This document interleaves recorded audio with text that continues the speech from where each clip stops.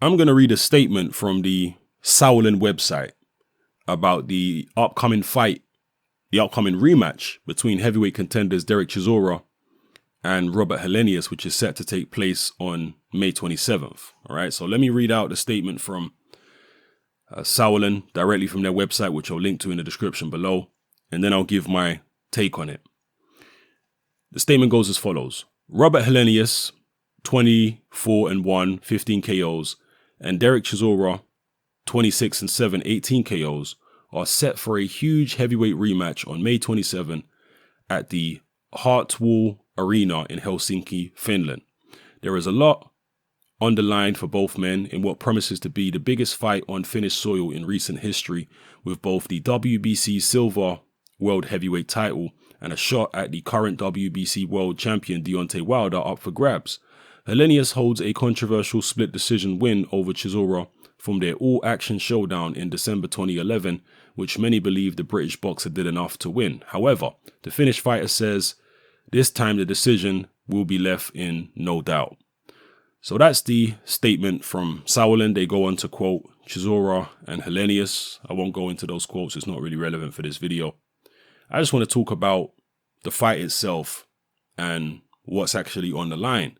Now, there are several media outlets who are reporting that this fight is an eliminator, a final eliminator, to establish a mandatory challenger for WBC heavyweight world champion Deontay Wilder. And in mandatory challenger, I'm talking about the next mandatory after Berman Stavern. Now, on screen, you can see the WBC top 15. Robert Helenius is not in the WBC top 15. Dereck Chisora is number 10 in the WBC top 15. So how a fight between Chisora and Helenius could be a final eliminator for Deontay Wilder, to become the next mandatory challenger, is beyond me. I don't understand it. How could Chisora leapfrog all the guys above him? People like Rudenko, Brazil, Mariusz Wach, Takam, Andy Ruiz, Dylan White, who he just fought and lost to, Kubrat Pulev, Luis Ortiz. How could he leapfrog all those guys? Sauerland must be very powerful. The WBC International, the WBC Silver Champion, the silver belt, must be a very prestigious belt within the WBC organization for the winner to be able to leapfrog people like that. So I don't know if it's true or not. Perhaps it's Sauerland just being promoters and twisting the truth a little bit, exaggerating, or maybe they've just been misquoted by the press. Who knows what it is? Incidentally, you can't see it on the graphic here, but Robert Helenius is actually ranked number 22 by the WBC. So the number 22 guy fighting the number 10 guy, that can't be for the mandatory position. It can't be. It doesn't make any sense. Unless all these guys like Ortiz, Pulev, White, Ruiz, Takam, Wach, Brazil, and so on and so forth. Unless all these guys have turned down the opportunity to fight in the final eliminator, then I can't imagine this is actually accurate.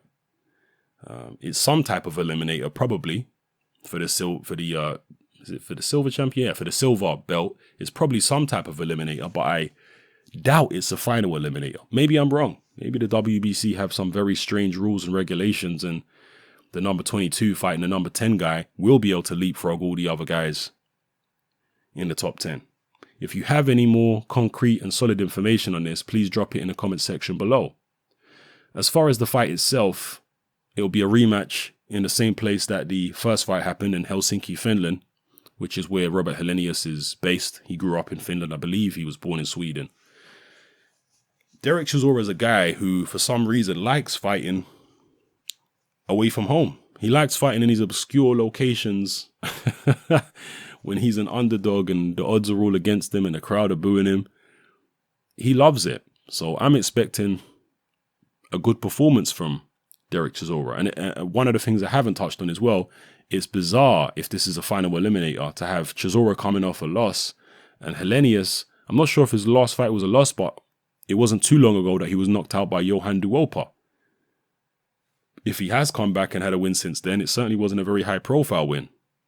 So again, that just Shows how bizarre the situation would be with the WBC if that's the case. But anyway, back to the fight itself.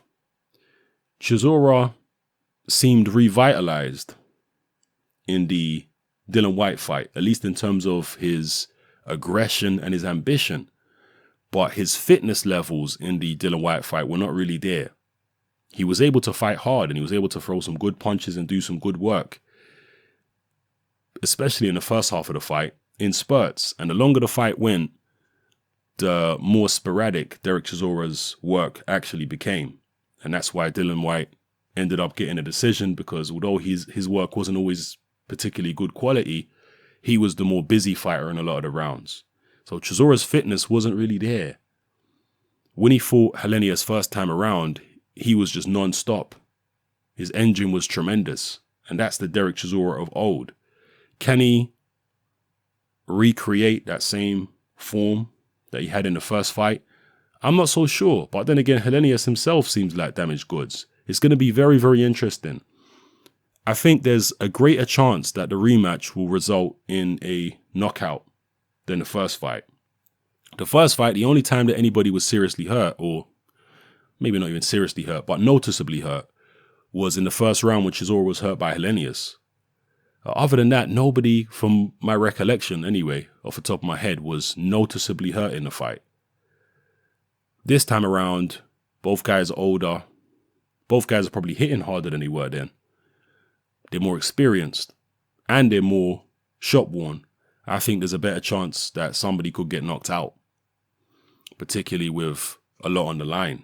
You know, with a potential crack at the WBC heavyweight champion, I reckon they're going to go for it. So, yeah, it's going to be interesting. Definitely a fight I'm looking forward to. A fun fight, actually. I mean, these are not two of the top fighters in the world or anything, but it's a fun fight. The first fight was pretty action-packed, and I'm expecting the same from the second fight. Who's going to win this one? Will Dereck Chisora right the wrong? The decision in the first fight was one of the worst robberies I've ever seen in my life in boxing. Will Dereck Chisora be able to, correct that aberration, that robbery? Or will Helenius actually beat Chisora this time and do so legitimately? You drop your comments in the comment section below and let me know how you feel. And again, if you could shed some light on the WBC mandatory situation, quote unquote, if this is actually a final eliminator or not, then please drop that in the comment section below and enlighten us all. All right, it's happening. I'm out.